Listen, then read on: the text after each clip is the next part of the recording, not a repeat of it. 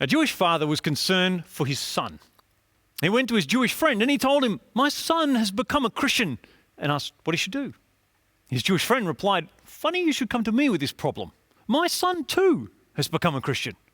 Let's go to the rabbi and ask him what we should do." They went to the rabbi and they said, "Rabbi, both of our sons have become Christians. What should we do?" The rabbi replies, "Funny you should come to me with this problem. My son too has become a Christian. We must take this problem to Almighty God and ask him what we shall do." They all raised their voices to heaven and prayed, "Almighty God, our sons have gone and become Christians. What should we do?" God replies, "Funny you should come to me with this problem. My son too has gone off and become a Christian." I choose to tell this joke because, well, it's a little bit funny. You know, it might make you laugh or groan or roll your eyes a bit, but it also takes a dig at the relationship between the Jewish faith and the Christian faith. Jews and Christians are fundamentally connected. Jesus was Jewish, and Jesus is the promised Messiah prophesied by the Jewish prophets for centuries. And yet, many of the Jewish people of Jesus and Paul's time didn't see or understand what Jesus was all about. They didn't recognize that Jesus was the Messiah or the Christ. They'd chosen one of their very own prophecies, so much so that they argued for his crucifixion. In our Roman series so far, we've avoided the few times where Paul addresses the Jewish people. He does so in a number of occasions in the first 8 chapters. But now we are up to chapters 9 to 11. The scholarly name for these 3 chapters is the middle bit. In chapters 1 to 8, Paul lays out his basic set of beliefs about God, the gospel, Jesus, hope, and love. And in chapters 12 and onwards, he talks about the practical changes that happen in individuals and communities that live according to the beliefs that he explained in chapters 1 to 8. But these chapters, 9 to 11, they're the middle bit. In these middle chapters, Paul takes some time to address the issue of the Jews. They have been cut off from Christ. They don't share his blessing. Look at what he says in verse 3. "If there's any way I could be cursed by the Messiah so that they could be blessed by him, I'd do it in a minute. They're my family. I grew up with them." They are the Israelites, he says. In verse 4, they had everything going for them. Family, glory, covenants, revelation, worship, promises, to say nothing of being the race that produced the Messiah, the Christ, who is God over everything always. I talk to many people, many families, where one member of the family is desperately sad because their spouse or their children or their parents or whoever are no longer a part of the church. Seems like they are now cut off from God's blessing, despite the fact that they grew up in the church, had all the lessons, all the revelation, signed all the sorts of promises, engaged in all the worship, but they've left. Perhaps that's you. And as you watch this stream, perhaps you're in a deep sense of sadness has welled up in you because you've heard of Paul's sorrow for his extended family. I encourage you to take a moment to pray. Pray about your family and to know that you are certainly not alone in your sadness in this. Paul launches then into a bit of a history of the Israelite people to show how God has interacted with them, sometimes in very unexpected ways. And he comes to the concluding passage that was read for us earlier. And all those people who didn't seem interested in what God was doing actually embraced what God was doing, and he straightened out their lives. And Israel, who seemed so interested in reading and talking about what God was doing, missed it entirely. How could they miss it? The answer in the case of the Jews, and I suspect for many of us, is that they fell into a trap. How could they miss it? Because instead of trusting God, they took over. They were absorbed in what they themselves were doing. They were absorbed in their God projects, that they didn't notice God right in front of them, like a huge rock in the middle of the road. And so they stumbled into him and went sprawling. If any church or denomination could be said to be at risk of becoming absorbed in God projects, it's our Salvation Army. We pride ourselves on being Christianity with its sleeves rolled up, and that's a good thing, except if our absorption in God projects causes us to be blind to God himself. There are 2 things that I think we as a Salvation Army need to be very wary of, very careful about. Number 1, is God still calling us that way?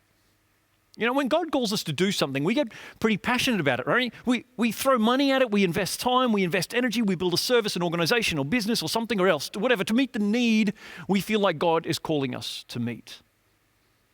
Problem with this is that when God calls us to move differently or in a different direction, we already have a huge amount invested in the way we used to want to do things.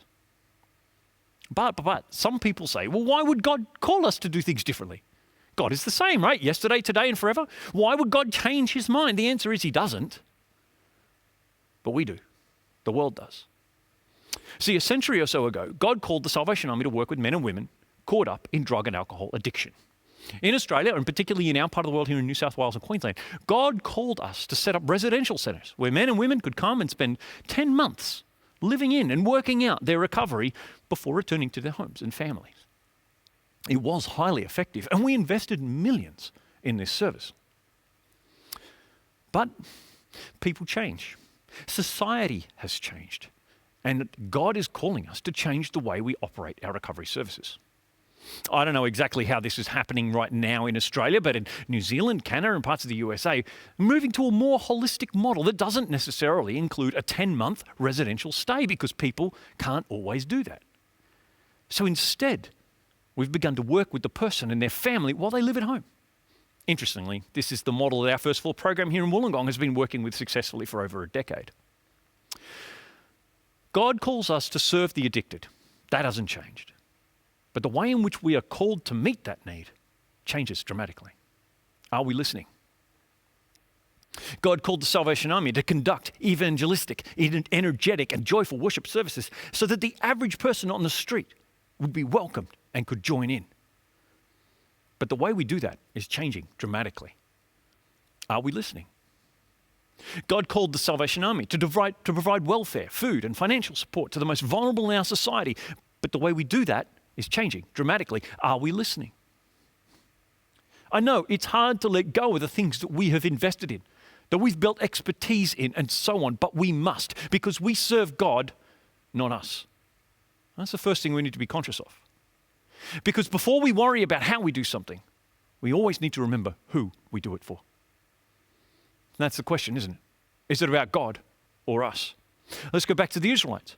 God loved and adopted them as his chosen people. Then he gave them 10 commandments to bless them, showing them how to live well. And it worked.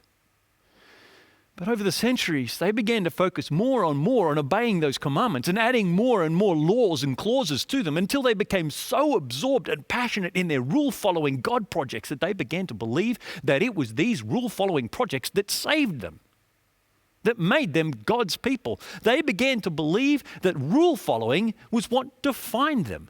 They were God's rule followers. But Paul says, I readily admit that the Jews are impressively energetic regarding God, but they're doing everything exactly backwards. They don't seem to realize that this comprehensive setting things right that is salvation is God's business. Moses wrote that anyone who insists on using the law code to live right before God soon discovers that it's not so easy. Every detail of life regulated by fine print. But trusting God, says Paul, to shape the right living in us is a different story. No precarious climb up to heaven to recruit the Messiah. No dangerous descent into hell to rescue the Messiah. Simply, he says, if you declare with your mouth Jesus is Lord and you believe in your heart that God raised him from the dead, you will be saved. For it is with your heart that you believe and are justified. And it is with your mouth that you profess your faith and are saved. So if your salvation is purely related to what you declare with your mouth and believe in your heart, then nothing you do is relevant to your salvation. Nothing. No singing, no giving, no playing, no serving, no cooking, no volunteering, no uniform wearing. Nothing is relevant to your salvation. The question I have for every Christian, every salvationist involved in any sort of work for God, any God project, the question is, why do you do what you do for God? Is there any sense in which you are doing what you are doing to try and earn the favor of God?